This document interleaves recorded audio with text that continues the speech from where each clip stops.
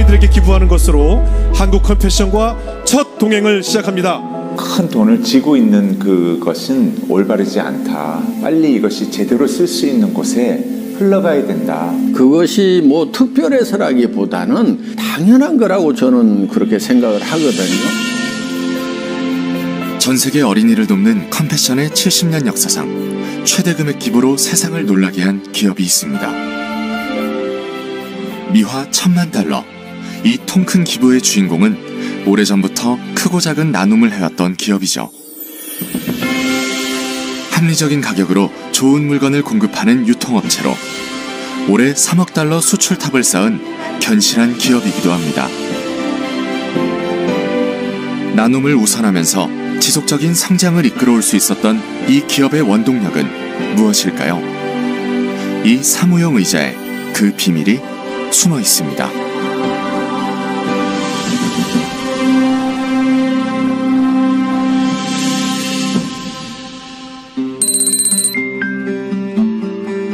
모처럼 햇살이 따스하게 내리쬐는 겨울 한날.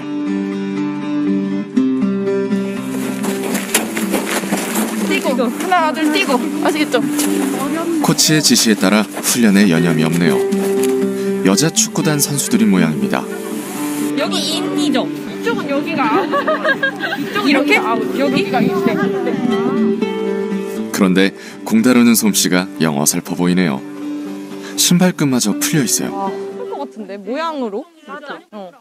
시작한 지는 얼마 안 됐는데 재밌어요. 일단 같이 업무를 하지 않는 이상 서로 만날 기회가 없는 경우가 많아요. 운동을 하면 사실 더 친밀한 관계가 될 수 있잖아요.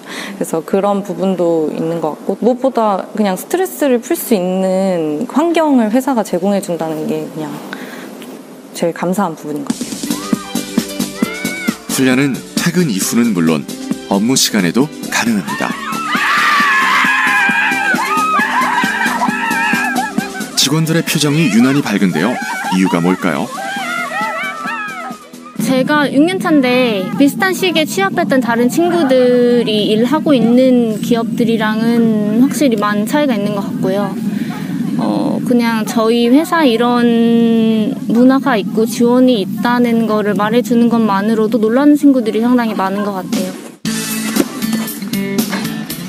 비슷한 시각, 체육관에서는 농구가 한창입니다. 꽤 오래된 사내 농구 동아리죠. 레포츠 전문 회사도 아닌데 일들은 안 하고 모두들 스포츠를 즐기고 있습니다. 진짜 말 그대로 놀다가 일하고 싶을 때 일해야지 진짜 진심으로 일에 대해서 이제 접근을 할 수 있고 또 일에도 진심이 될 수가 있거든요. 맞습니다. 저희 노는데 진심입니다. 흔히 볼 수 없는 승마장도 있습니다. 여가 활동으로 쉽게 즐길 수 없는 승마인데요. 말 확보도 쉽지 않고 전문 교육을 따로 받아야 해 일반인에겐 접근성이 떨어지는 취미죠. 승마 역시 직원들 마음대로 이용할 수 있습니다. 지금 원래 근무 시간이잖아요. 네, 근무 시간이죠. 놀다 지치면 일할 수 있는 복지.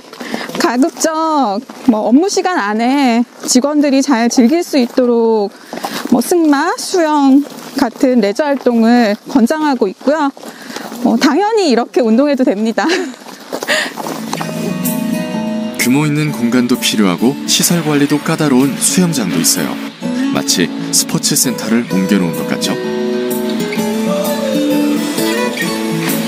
산의 곳곳에 놀이터로 삼을 만한 재미난 공간이 넘쳐납니다. 인턴 면접을 보러 왔을 때 여기를 처음 투어를 했는데 이런 회사가 있나 싶을 정도로 신기했고 또 실제로 다녀보면서도 좋다. 여기서는 진짜 계속 일하고 싶다. 이런 생각을 했던 것 같아요. 여기 축구 연습을 끝낸 하은 씨가 자신의 최애 장소로 안내합니다. 불이 근데 이게 그냥 이렇게 볼풀장이어서 그냥 여기서 그냥 누워 있어요. 아니면 여기 앉아서 이렇게 여기서 얘기하거나 여기 누우면 가끔 안 보일 때도 있어요. 그래서 사람들이 없는 줄 알고 막 들어오고 저쪽에도 트램벌린이 있는데 저런 공간에서 가끔 뛰는 사람이 있어요. 근데 이제 좀 이상하게 보죠. 사람들이 무슨 일이 있나 약간. 놀면서 사실 아이디어도 많이 나오고 생각을 많이 할 수 있는 그 여력이 생기니까 계속해서 앞으로 나아갈 수 있는 어떤 생각들을 생생하게 해봐라 이런 의미인 것 같고. 출근하자마자 사물함부터 찾는 직원. 왜 사물함에 하나씩? 자율자석제다 보니까 퇴근할 때는 자기 짐들을 사물함에 다 넣어놓거나 정리를 해놓고 보통 퇴근을 합니다. 그날 기분에 따라 일할 자리를 잡는다는 직원들. 일하는 환경도 주변 사람들도 매일 달라집니다. 매번 그 똑같은 자리에 앉다 보면 되게 딱딱해지고 어떤 프레임에 갇히게 되는 것 같은데, 자유롭게 원하는 자리에 앉을 수 있다 보니까 좀 더 열린 사고를 할 수 있게 되는 것 같고, 자기관리나 다른 주변 사람들에게도 좋은 영향으로 작용하는 거 있는 것 같습니다. 카페로 일하러 가는 사람들이 많은 요즘, 카페 분위기의 공간이 사방에 있습니다. 팀원들이 여기저기 떨어져 있으니 상사 입장에선 불편하지 않을까요? 사실은 익숙하지 않을 수 있죠. 제가 출근을 하면 저는 저희 팀원들이 정확하게 어디에 앉아 있는지 잘 모릅니다. 필요하면 찾아가야 돼요. 관리적인 측면에서 본다라고 하면은 내 눈앞에 보이지 않는 팀원이 어떤 일을 하는가에 대해서 사실 부정적인 생각이 들 수도 있는데, 저희가 어쨌든 가지고 있는 문화 안에서는 보이든 보이지 않든 열심히 할 것이다라는 신뢰를 가지고 가는 문화여서 사실 규정된 공간이 별로 없어요. 재미와 웃음을 곁들인 특이한 장소가 사옥 곳곳에 숨어 있습니다. 캠핑장 공간은 직원들에게 인기가 높습니다. 창의적인 공간에서 자유롭게 어울리면서 부서 간의 장벽이 사라졌답니다. 팀 구별 없이 전 직원이 어울리다 보니 부서 간의 효율은 오히려 배가 됐고요.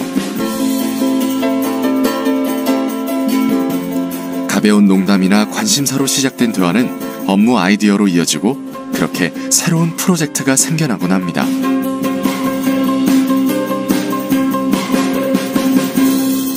기업의 의뢰를 통해 창의적인 공간을 설계한 김동진 교수.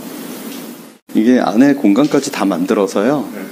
이렇게 실제로 공간 모형을 크게 만들면 이렇게 보시면은 공간감이 다 드러나요.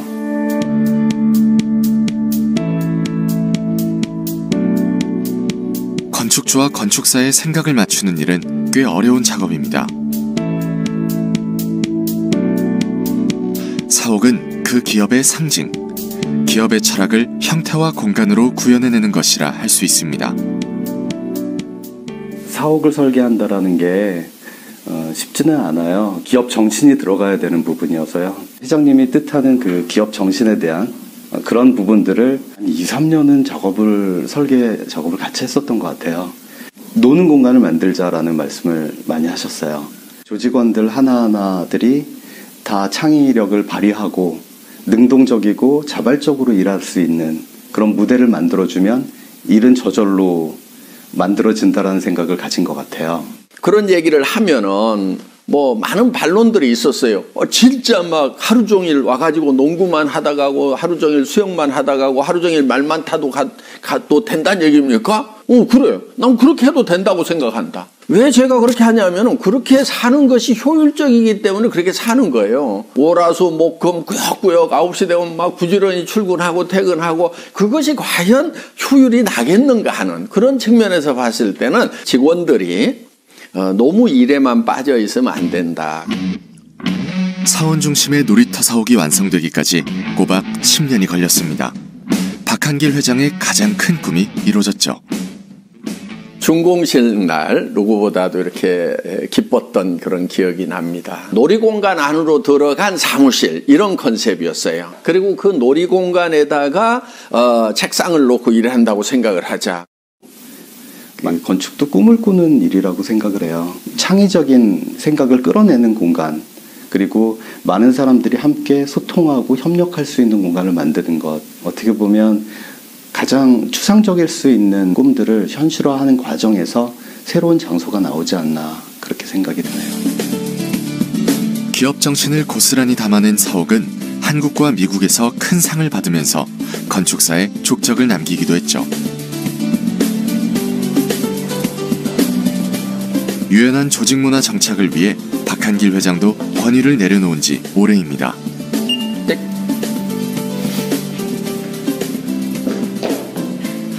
신나게 달려와 가장 먼저 회의실에 도착한 회장님.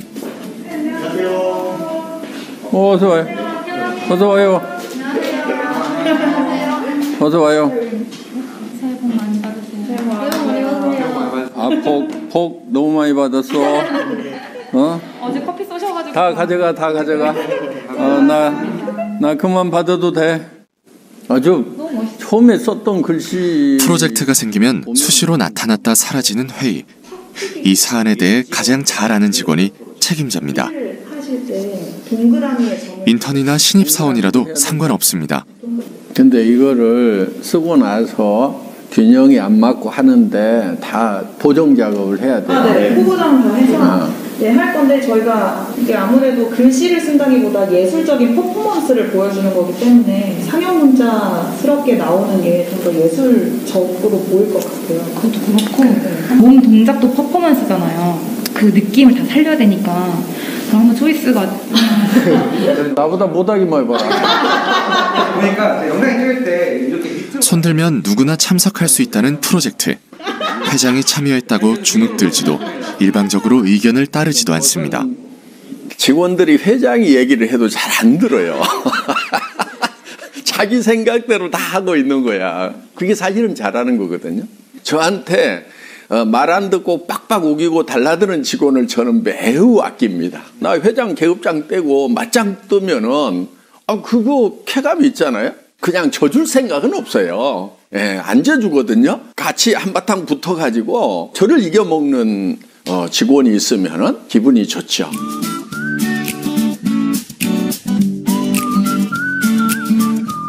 아이, 치워버려 그냥. 칸막이가 질비한 이곳은 박 회장이 특별히 신경 쓰는 공간입니다. 맞지? 이거 옆에 없으면 좋겠지? 그래야 옆으로 발 올리고 좀 더 편하게 일할 수 있잖아. 이거를 만든 의미가 짱 박혀서 쉴 수 있는 공간이었는데 여기 발을 못 뻗잖아. 여기는 잘했네. 한쪽으로 치워가지고.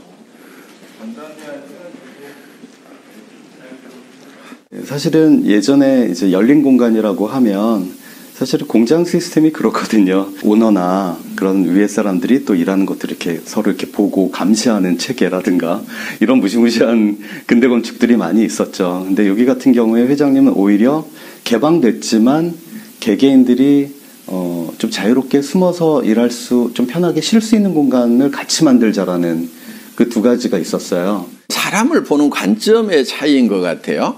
그러니까 사람은 원래 게을러 가지고 관리감독 감시를 하지 않으면은 그냥 자빠져 논다 이렇게 보는 관점이 있는 것 같고, 저는 게으른 사람은 없다 이렇게 보는 거예요.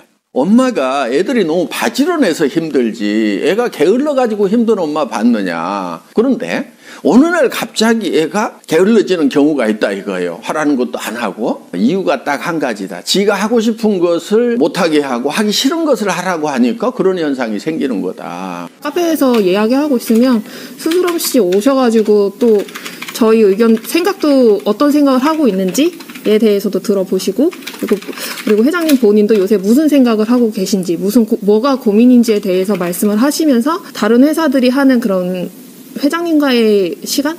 원래 회의? 이런 그런 훈화 말씀 같은 것보다 오히려 그렇게 수시로 만드는 소통 시간이 직원들한테 더 먼저 더 깊게 다가오는 건 있어요. 아니, 알아서들 한다고 안 찾아오니까.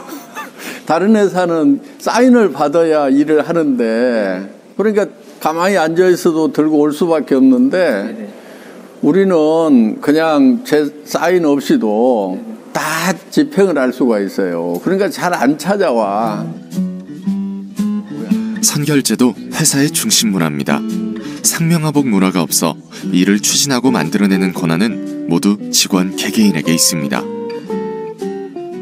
자장격지라는 어떤 그 내부적인 그런 캐치프레이즈가 있습니다. 장수가 된다는 말은 자기가 그 의사결정의 주체가 돼서 일을 하라는 말이기 때문에 직원이 가지고 있는 권한을 본인이 최대한 제대로 발휘하는 것이 책임을 다하는 거다. 그런 권한을 행사해서 발생되는 성과가 회사의 몫이 되는 거 아니겠습니까? 그렇게 함으로써 생기는 어떤 여러 가지 문제점에 대한 책임도 회사가 떠안는 것이 마땅하다. 실패를 결론으로 보는 것이 아니라 과정으로 보는 또 다른 시각을 가지고 있기에 가능한 거죠.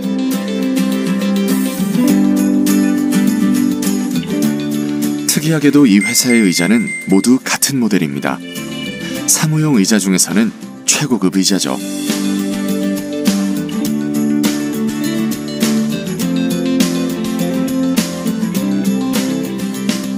전 직원이 똑같은 의자를 사용하고 있습니다.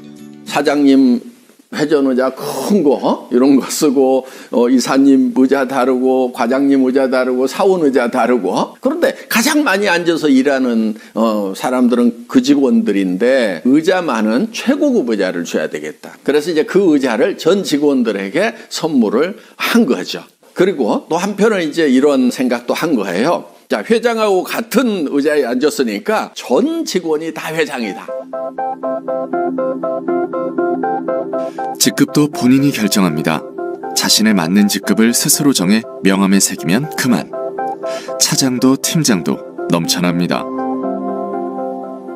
과장 5명 중에 부장 될 사람은 1명밖에 없을 거란 말이야. 그러면 나머지 4명은 경쟁에서 밀리게 되는데 그런 시스템이 과연 온당한 건가 하는. 근데 협력하라고 해놓고 시스템은 경쟁 시스템을 만들어 놓으면 어떻게 협력을 하냐 하는 거예요. 직급을 마음대로 적도록 이렇게 해주면은 굳이 누가 내가 막 노력해가지고 잘 보여가지고 또는 남을 누르고 승급해야 될 그런 필요성을 못 느끼게 되는 거죠.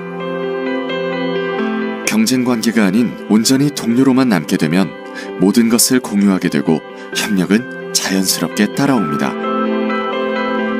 빠른 판단으로 결정하는 데도 도움이 되죠. 지금은 사실 어떤 일의 완벽성보다는 타이밍이 굉장히 중요한 시대입니다. 자잘한 실패를 하면서 성공으로 나아가는 게 훨씬 더 나은 방법인 거지 완벽을 기하다가 타이밍을 놓치는 게 훨씬 더 큰 실패인 거죠. 그러면 완전 더 큰 실패를 피하기 위한 어떻게 보면 굉장히 현명한 선택이 아닌가? 2020년 대한민국 일하기 좋은 100대 기업 대상을 비롯해 다양한 곳에서 일하기 좋은 기업으로 손꼽히고 있습니다. 지난해에는 아시아에서 일하기 좋은 회사로 선정되기도 했죠. 일하기 좋은 회사가 성과가 나쁠 리 없겠죠. 창업 이후 국내 40배, 해외 진출 9년 만에 60배가 훨씬 넘는 매출을 올리며 꾸준한 성장을 보이고 있습니다. 지난해 전체 매출 2조 2천억 원을 달성했죠. 수출의 탑 시상식의 단골 수상자가 될 정도입니다. 1억 달러 수출 탑을 받은 지 불과 2년 만입니다. 3억 불 이상의 탑은 전국적으로 23개 기업에 불과합니다. 충청남도 기업 중에서는 최고의 탑입니다. 품질과 가격, 두 마리 토끼를 다 잡겠다는 전략입니다. 품질을 높여서 다른 데하고 차별화를 가되 가격이 높아지는 건 어쩔 수 없다.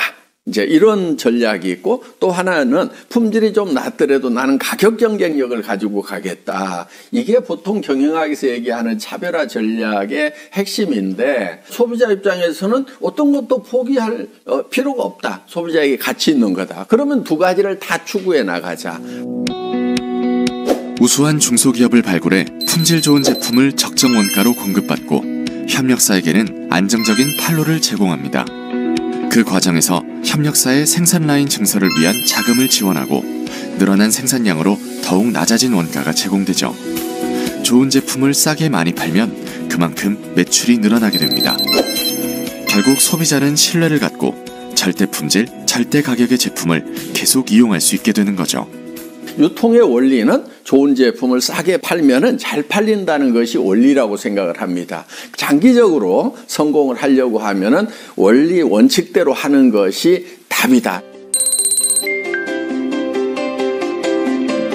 절대 품질, 절대 가격 원칙이 제대로 먹혔던 건강기능식품.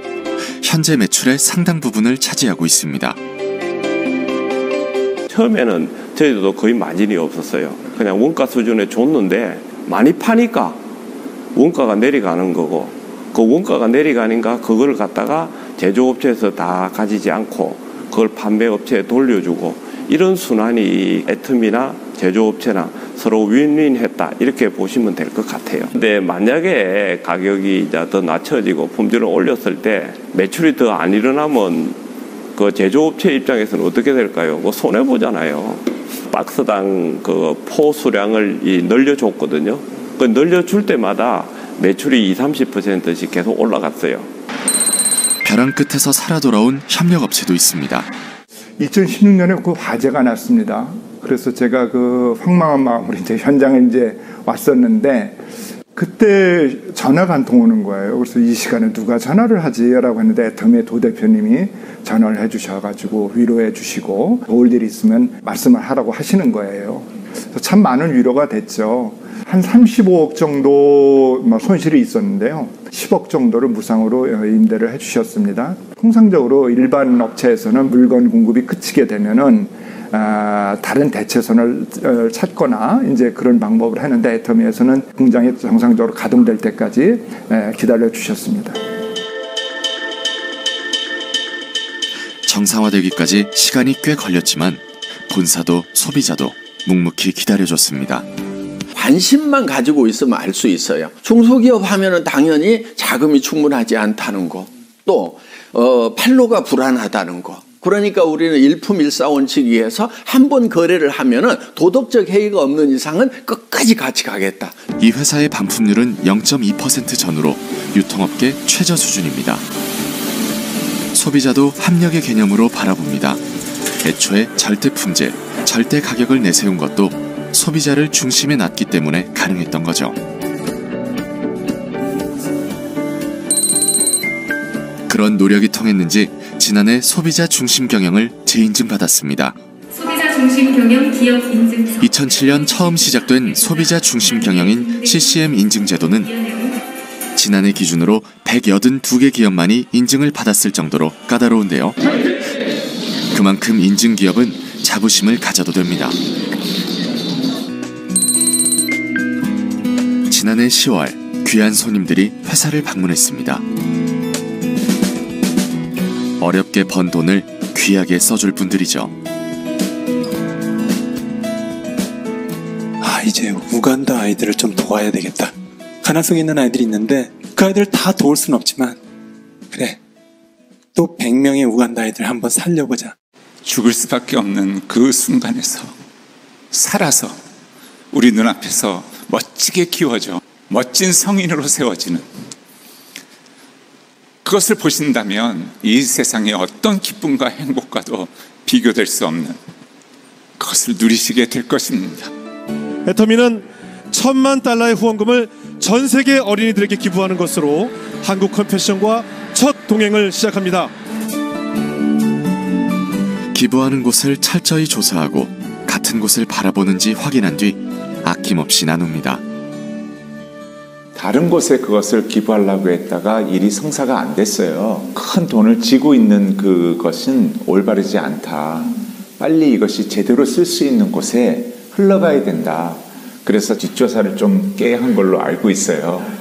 왜냐하면 뵀을 때 많은 질문들이 이것은 치밀하게 조사를 안 했으면 알 수 없는 일들인데 본인의 이름과 본인의 명성을 내놓기 위한 기부가 아니었다는 것을 볼 수가 있어요. 많은 기업들이 같이 애터미처럼 참여하고 기부하고 사회를 따뜻하게 만드는 바로 그런 일들이 일어날 거라고 저는 간절히 바라고 있습니다. 그것이 뭐 특별해서라기보다는 당연한 거라고 저는 그렇게 생각을 하거든요. 120억이라는 돈이 뭐 크다면 클 수가 있는데 실제로 지금 밥 굶고 잠들어야 하는 그 아이들의 숫자에 비하면은 저는 결코 큰 돈이 아니라고 이렇게 생각을 합니다. 받는 자보다 주는 자가 복이 있다고 하는데 그건 줘보면은 그 말이 무슨 뜻인지 바로 알 수가 있습니다.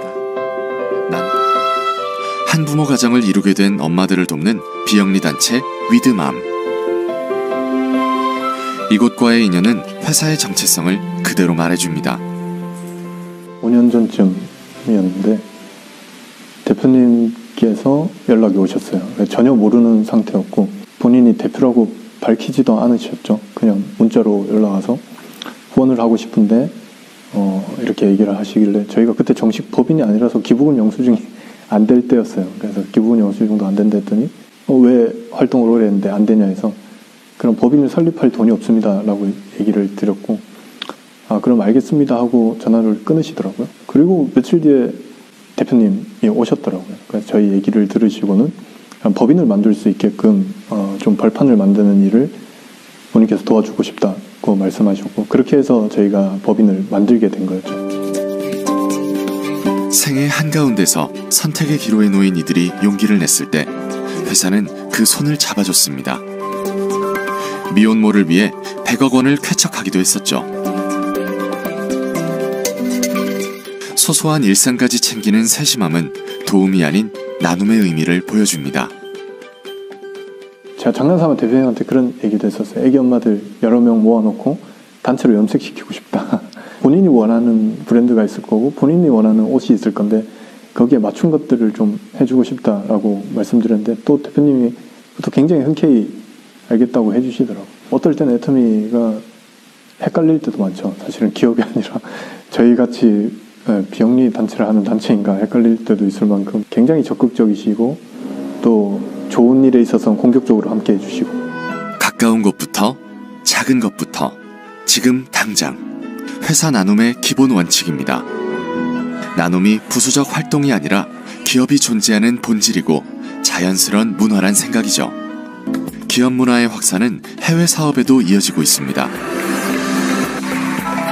해외 시장에서 대중명품에 부합하는 제품을 찾아서 회사의 글로벌 판매망을 통해 공급하겠다는 GS 전략. 현지 경제에도 상당한 이득이 되고 있습니다. 제품이 입소문이 나면 해외 진출을 요구하는 현지 목소리가 높아지면서 자연스럽게 현지 법인이 설립됩니다. 절대 품질, 절대 가격으로 소비자의 마음을 사로잡고 현지에서 번 돈은 현지인에게 돌려주는 전략을 쓰고 있죠. 그곳의 아이들에겐 어떤 돌봄이 이루어져야 하는지 고민하고 그 일부터 먼저 추진하고 있습니다.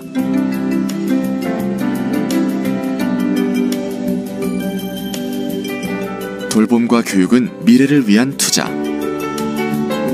선도기업들은 미래를 위해 환경보호, 사회공헌, 지배구조 전환을 우선하는 ESG로 경영 형태를 바꾸고 있습니다.